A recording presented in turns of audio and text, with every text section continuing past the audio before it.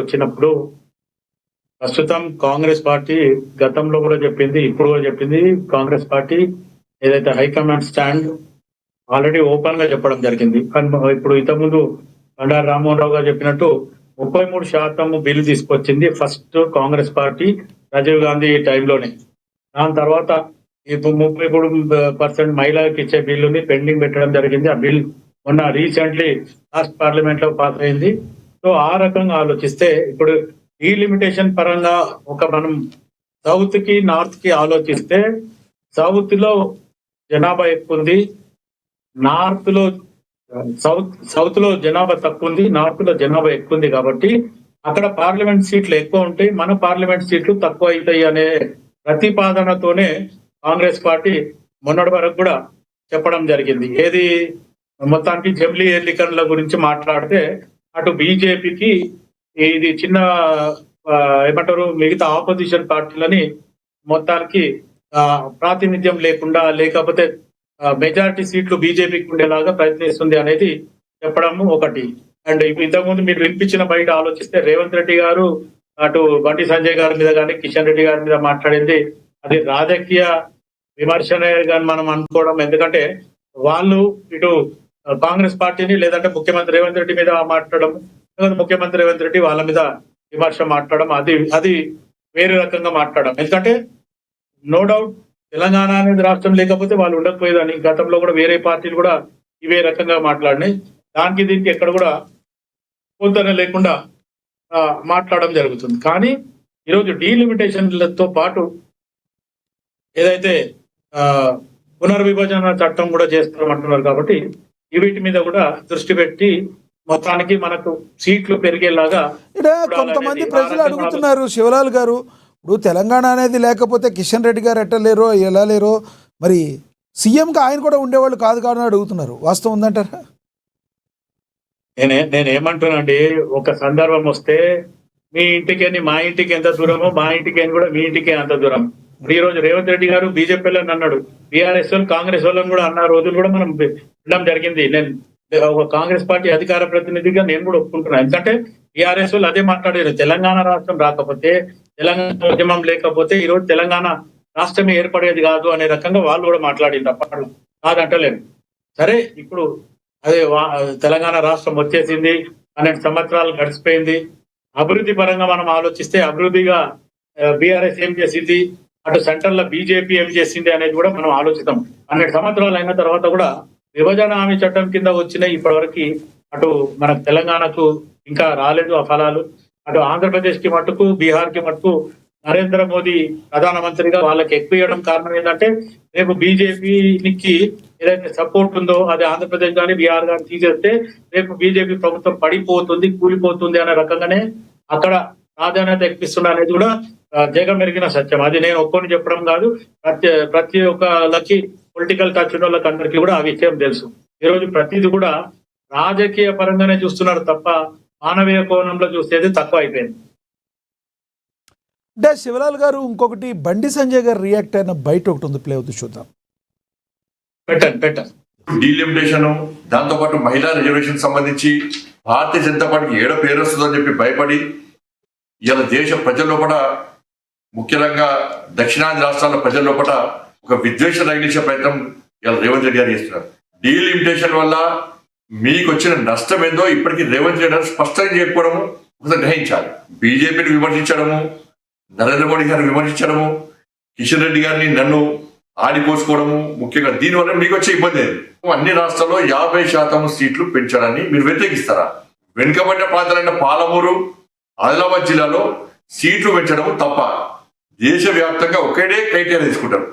తెలంగాణకు ఒక రకంగా, ఆంధ్రప్రదేశ్కి ఒక రకంగా, ముంబైకి ఒక రకంగా.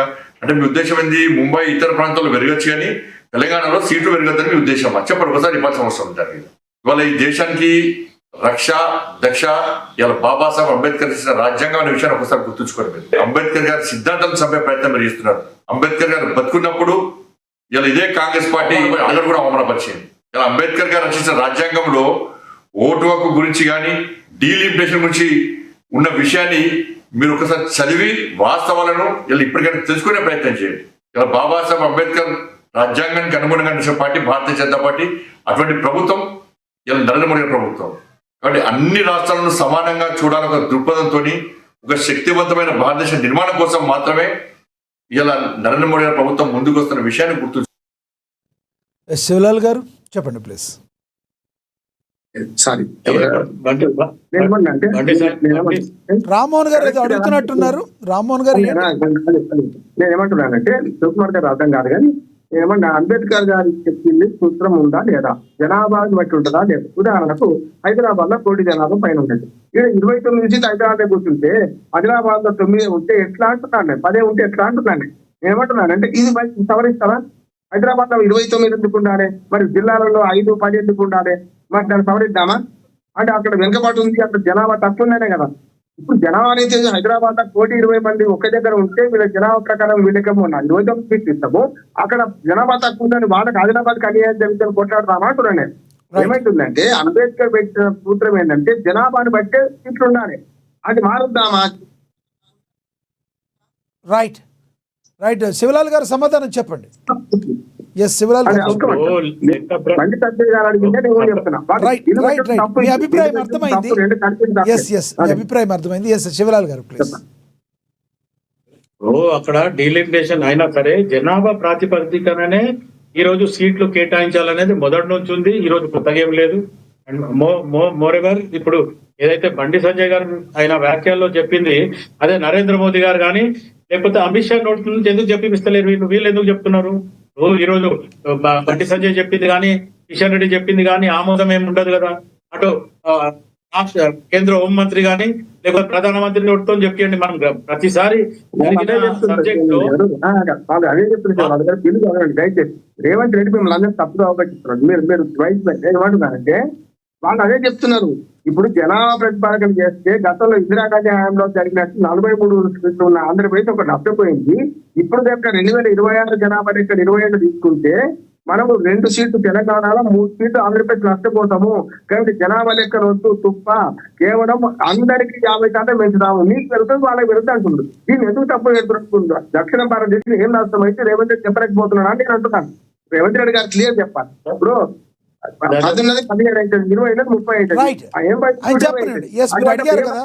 శివలాల్ గారు ఏదో చెప్పబోతున్నారు, ప్లీజ్ చెప్పండి శివలాల్. అంటే రామ్మోహన్ గారు నేను కూడా చెప్పేది అదే, జనాభా ప్రాతిపదికన పెంచితే మనకు తక్కువ అవుతుంది అని చెప్పి కాంగ్రెస్ పార్టీ కూడా చెప్పడం జరుగుతుంది. ఇటు మన ఒకటి తెలంగాణ ఒకటే కాదు, మొత్తానికి సౌత్ కి మొత్తం దక్షిణాది రాష్ట్రాలలో మనకు సీట్లు తక్కువ అవుతాయి, లేకపోతే సీట్లు పెరగవు అనేది మనం మొదటి నుంచి మాట్లాడుతుంది. ఇప్పుడు ఒకవేళ ఓవరాల్ గా అన్ని రాష్ట్రాలకి 50% పెంచుతాము అని గిట్ట ఖచ్చితంగా అటు ప్రధానమంత్రి కానీ లేకపోతే కేంద్ర హోంమంత్రి కనుక చెప్తే దానికి మనకు సీట్లు పెరుగుతాయంటే వద్దని ఇవ్వనున్నారు కదా. దాని విషయంలో దిల్లుడు అదే ఉంది అంటున్నాను. దిల్లుడు 50% ఇస్తాను ప్రతిపాదన. ఈ రేవంత్ రెడ్డి గారికి అర్థం కాక కొత్త ప్రతిపాదన హైబ్రిడ్ మోడల్ చెప్తున్నాడు. ఇప్పుడు రేవంత్ రెడ్డి గారు ఇప్పుడు రాహుల్ గాంధీ మాట్లాడుతున్నాడు, సోనియా గాంధీ మాట్లాడుతుంది. రాహుల్ గాంధీ సోనియా గాంధీ రేపు బయట బిల్లుకు మద్దతు ఇస్తామని విప్పు జారీ చేశాడు. మొత్తం సభ్యులందరూ రావాలి, తప్పనిసరి ఓటింగ్లో పాల్గొనాలని. ఇప్పుడు మాట్లాడుతారు రాహుల్ గాంధీ సోనియా గాంధీ ఉత్తరప్రదేశ్ లో 10 తగ్గించండి, దక్షిణ ప్రదేశ్ పెంచుతాడు ఒప్పుకుంటారా? ఎట్లా ఒప్పుతారు? జనాభా ప్రకారం ఉన్నది వాళ్ళకు. అయితే జనాభా ప్రకారం నష్టమైందని మోడీ అప్పుడు బిల్లుడు అదే శివలాల్ గారు కొంచెం చదవండి. బిల్లుడు ఏముందంటే అన్ని రాష్ట్రాలకు 2 ఉంటే 3 అయితే 50% అంటే, 5 ఉంటే 7 అవుతాయి, 10 ఉంటే 15 అవుతాయి అన్నప్పుడు మనకు నష్టం కొత్తగా ఏం లేదు. ఇప్పుడు ఏ నష్టం ఉందో అప్పుడు అదే నష్టం ఉంటుంది అంటున్నాను. సమాధానం చెప్పండి శివలాల్ గారు, మీరు మాట్లాడండి ప్లీజ్. ఆయన అడిగిన దానికి సమాధానం చెప్పండి. ఇప్పుడు నేను మాట్లాడేది ఏమంటే మొత్తానికి మనకు సీట్లు పెరగవు అనే ఆలోచనతో గతంలో మనం మాట్లాడడం జరిగింది. ఇప్పుడు సీట్లు పెరుగుతాయి అని ఆమె ఖచ్చితంగా ఇస్తే దానికి ఆల్రెడీ హైకమాండ్ ఒప్పుకున్న తర్వాత మిగతా ఆలోచన ఇంకా ఏముండదు. ఒకవేళ జనాభా ప్రాతిపదికన చేస్తే ఇప్పుడు బండారు రామ్మోహన్ రావు గారు చెప్పినట్టు తక్కువ అవుతుంది అంటే దానికి ఎవరు ఒప్పుకోరు కదా.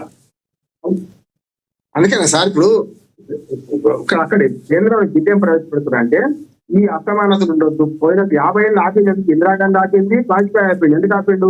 జనాభా ప్రకారం చేస్తే దక్షిణ భారతదేశంలో గతంలో పోయినట్టే. ఇందిరాగాంధీ అప్పుడు అన్యాయం జరిగింది, 42 సీట్లు 42 వచ్చినా మనం. అయితే అన్యాయం జరగొద్దని ఇప్పుడు ఏం చేస్తున్నారంటే అన్ని రాష్ట్రాలకు సమానంగా ఎందుకు చేస్తున్నారు?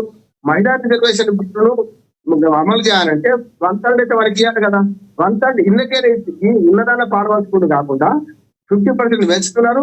అది 1/3 అయితే ఇప్పుడు ఉదాహరణకు 500 ఉన్నది, 750 పెంచిన అనుకుందాం, లెక్క చేస్తాను చెప్తున్నా. ఈ 500 నుంచి 750 ఆ 250 మహిళలకు పోతుంది. ఆ 200 పెంచినే మళ్ళీ మహిళా రిజర్వ్ చేస్తామని చేస్తారు అంటే లాటరీ వేస్తారు శివలాల్ గారు, లాటరీ ద్వారా వేస్తారు. ఇప్పుడు గతంలో మనకు పెద్ద రామారావు గారు చేసినప్పుడు బీసీలకు కానీ లేడీస్ కానీ ఏం చేస్తారు, స్థానిక ప్రభుత్వంలో లాటరీ వేస్తారు. బీసీ లెక్కలు జనాభా లెక్కలు మహిళల లెక్కలు ఉన్నా కూడా మహిళలు ఏపీ చాలా కష్టం వస్తుంది కదా, అంతటి 50% ఉన్న